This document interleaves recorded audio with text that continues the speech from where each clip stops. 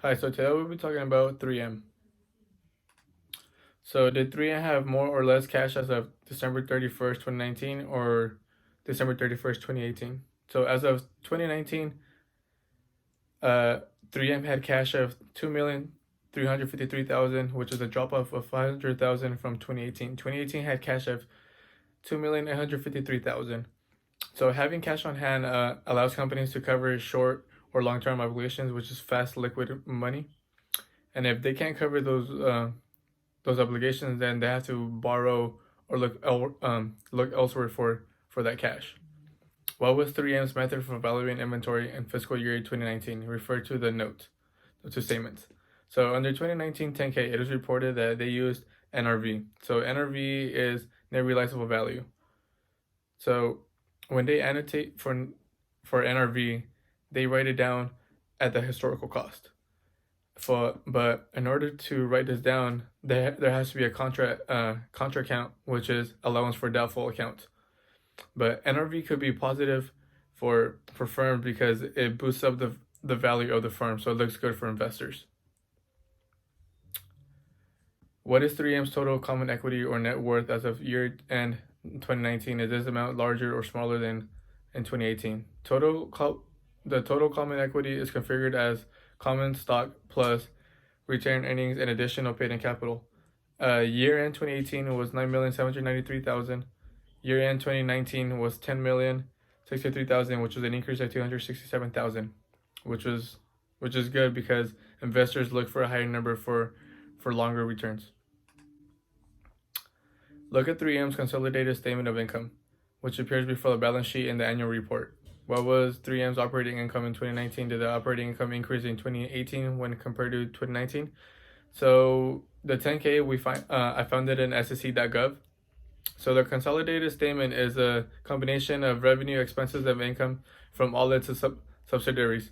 So Investopedia states it as profit realized from business operations after deducting operating expenses such as wages, depreciation, and cost of goods sold. So year-end 2018 had operating income of 7,207,000, and then a year-end 2019, which is decrease of a million 33,000, which was 6,174,000 for 2019. So what was 3M's net income available to common stockholders for fiscal year from 2005 to 2019? The early years saw decreases in each year. Each year was dipping down a little bit, but from 2010 to 2014, it stabled out. It had positive growth, and in the chart there, you can see the different averages from year to year, the percentages.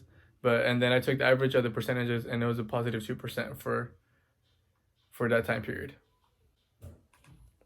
What was 3M's reported basic diluted earnings per share in 2018-19? What is the difference between basic and diluted earnings per share? So the chart there tells you from 2019 and 18, 2019 being the one on the left, and the one on the right is 2018. So the Motley Fool explains, basic EPS includes net income subtracting preferred dividends, which then weighted averages of shares of the common stock. Diluted EPS doesn't use the number of shares outstanding, instead using the number of possible shares outstanding. So then the next question asks us to compare the difference between Yahoo and the 10K to see the net income. Yahoo and the 10K both reported net income for 2019 of 4,570,000, and for 2018 it was 5,363,000. Why might there be discrepancies between 3M's annual report and Yahoo Finance? Well, there wasn't any difference, honestly. Everything was basically the same, but sometimes companies might boost their own balance sheets or income statements to make their company look more attractive. Next, we look at what Yahoo Finance and Thinkorswim thinks about the company. So I use Thinkorswim. So the street labeled it as a buy. CFRA labeled as a hold. Market Edge told us to avoid it, and Yahoo Finance stated that it was overvalued. So it's totally up to the risk and whatever you want to associate it with. And last, here's the cash flow from operating income, investing, and finance changes. Thank you.